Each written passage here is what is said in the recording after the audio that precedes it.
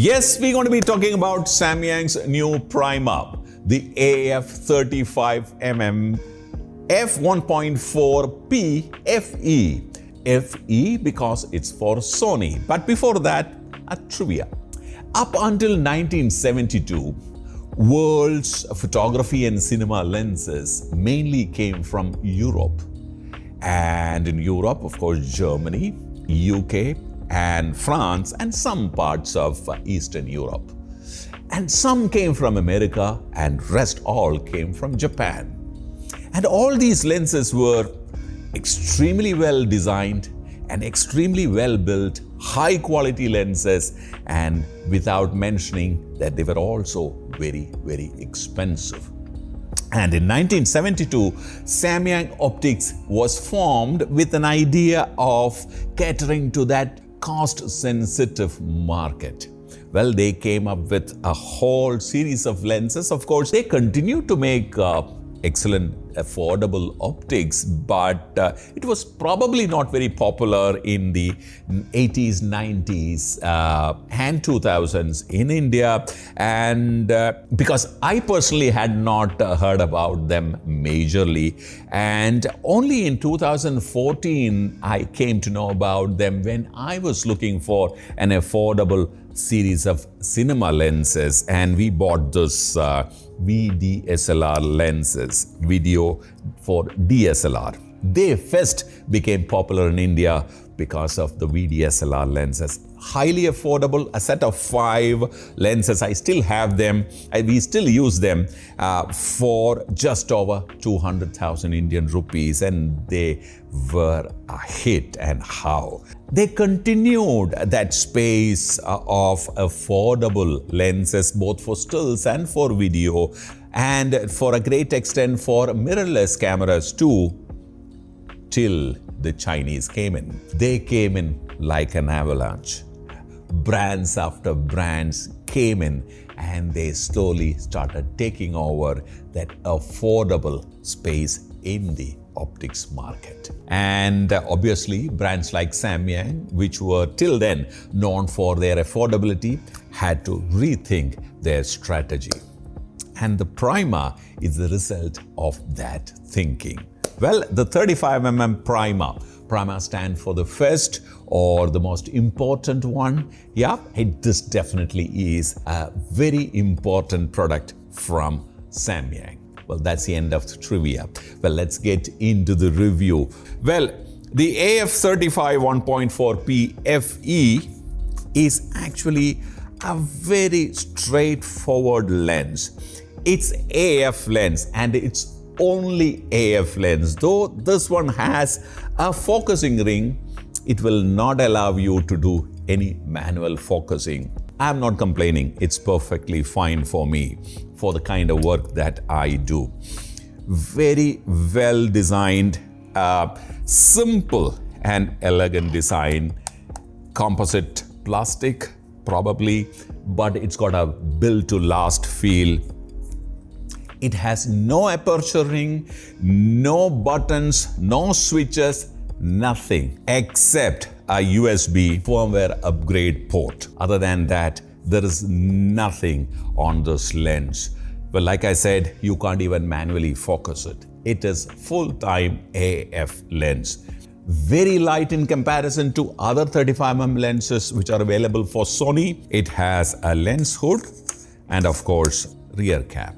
A nice, no-nonsense kind of a design, 67mm dia, and there is also a red ring here. 1.4, of course, is a fast lens, which means you can shoot at extremely low light conditions, and even though it is, wide open at 1.4, it's still very, very sharp.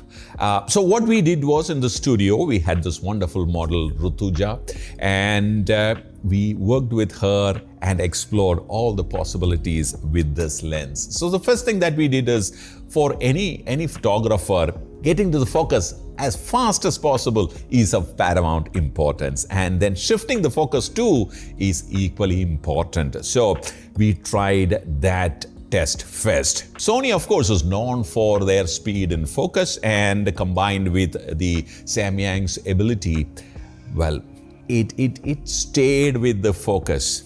I mean, it absolutely was wonderful. And 35mm being one of the most important lens in, let's say, a videographer's arsenal, we thought we will try and do a little bit of focus breathing, test. Now, take a look at this. There were only very minimal focus breathing.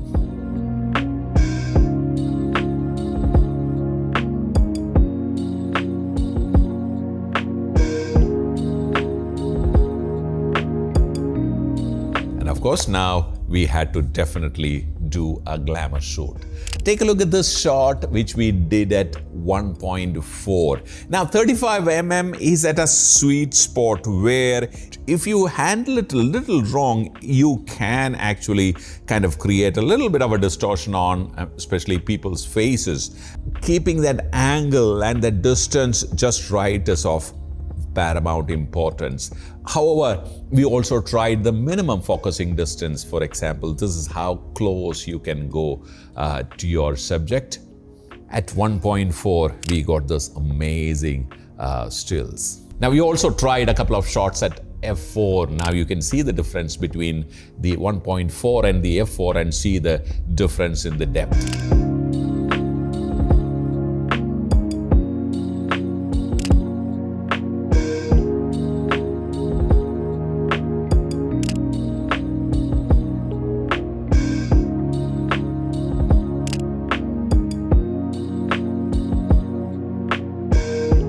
Of course, we had to shoot a video too. So we used the ZV-E1 and shot these videos handheld.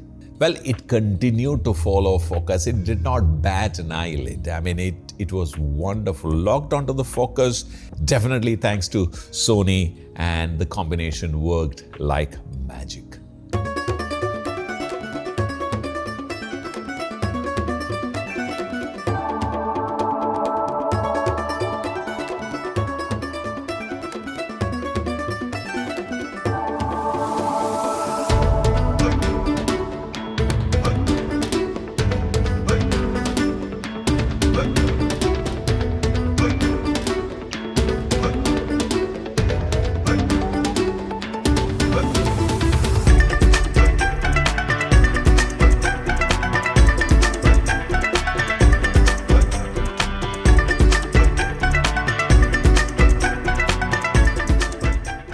And of course, we also had to check out the bokeh at 1.4. Take a look at this. Very nice bokeh.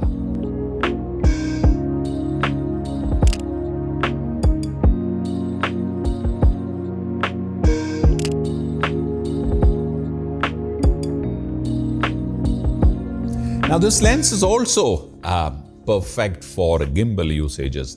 35, I think, is excellent for a lot of, gimbal shots. And we did this quick gimbal shot with Rutuja. And these footages were shot at 1.4. And, well, see it. I mean, I did not miss the focus at all. I mean, it was just beautiful.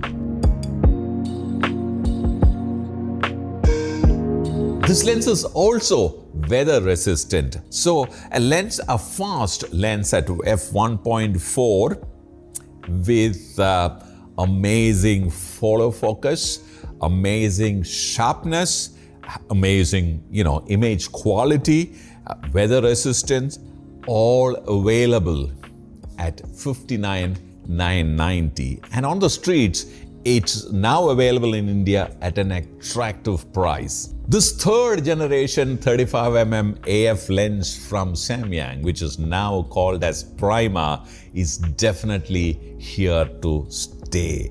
And I am certain that a lot of wedding photographers are going to definitely like this.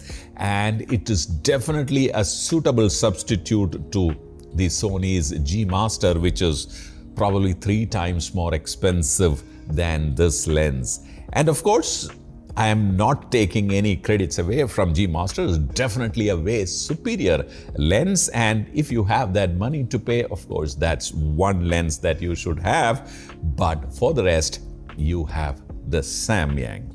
It's been out for some time, and I'm sure there are lots of photographers who are already using this. So please let me know what you think about this lens and what you thought about the images and the videos that we shared with you. I'll see you in another video very soon. Bye for now.